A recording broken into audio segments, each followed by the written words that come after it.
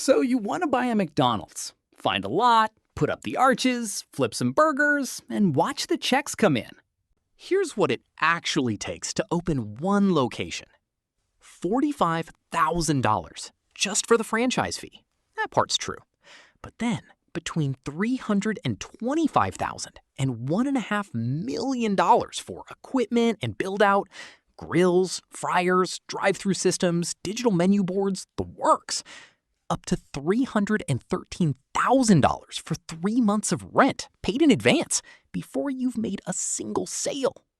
Another $250,000 to $439,000 in working capital, money set aside just to survive the first 90 days, while you're paying staff and buying inventory before the revenue catches up. Add it all together, and the total sits somewhere between $1.4 and $2.7 million. For comparison, that's enough to buy roughly 6 to 10 median-priced homes in most U.S. cities. Except instead of a house, what you get is the right to sell hamburgers under someone else's name. And that's assuming McDonald's even lets you in the door. You need at least $500,000 in liquid, unborrowed capital, sitting untouched, a net worth north of $1 million, and you have to complete 12 to 18 months of training at Hamburger University, McDonald's internal training academy, before you're allowed to run a single shift on your own. Think about that for a second. 18 months. That's longer than some people spend getting an associate's degree. And at the end of it, you haven't earned a diploma. You've earned the right to start spending your own $2 million. Here's the part most people don't realize going in. In a lot of cases, you don't even own the real estate your restaurant sits on. McDonald's does. The company buys or leases the land, builds the building, and then rents it back to you, the franchisee. And that rent isn't a fixed number. It's tied to a percentage of your sales. Which means the harder you work and the more burgers you sell, the more rent you owe. McDonald's does better the better you do, even before counting a single royalty. Some analysts have gone as far as calling McDonald's, at its core, a real estate company that happens to sell hamburgers as a side effect. Now, let's say you've cleared all of that. You're open. Doors are live, customers are walking in. McDonald's still takes a cut of every single dollar that crosses the counter, a royalty of 4 to 5% of gross sales, plus another 4% for the National Advertising Fund. That's 8 to 9% of your revenue, not your profit, your revenue, gone before you've paid a single employee, bought a single potato, or paid a cent of rent. Let's put real numbers on that. The average McDonald's location does somewhere between $2.9 and $4 million a year in sales. Take a location doing $3 million. 9% of that is $270,000. Gone. Straight to McDonald's corporate before operating costs even start. After labor, food costs, rent, and those fees, the typical operating margin that's left for the franchise owner is around 13%.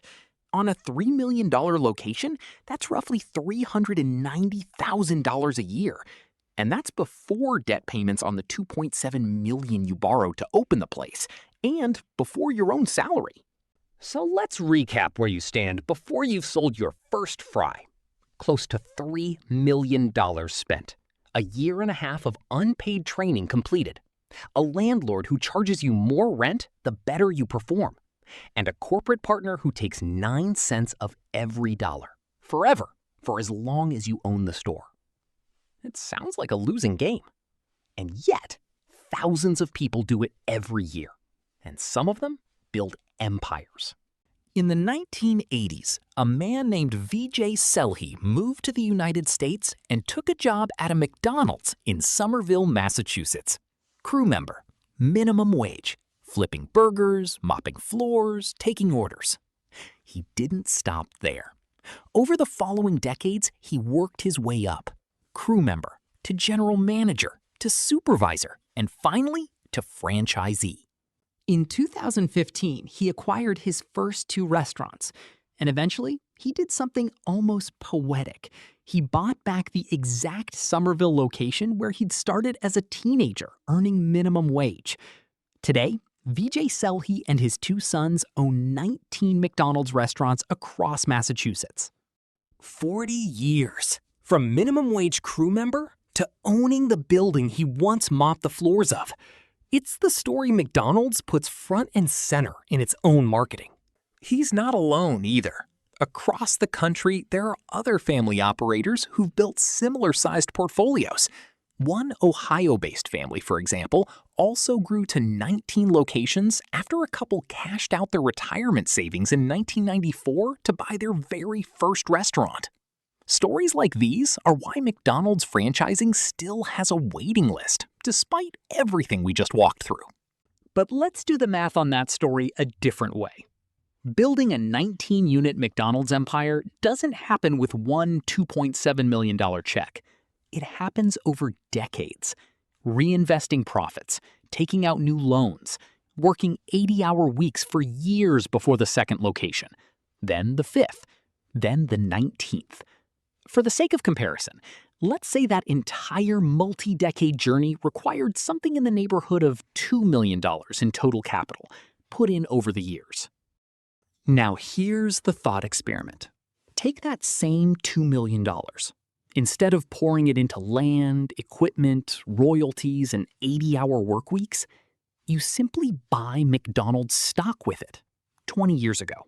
And then you do nothing else. No staff to hire, no leases to negotiate, no 4 a.m. openings, no hamburger university.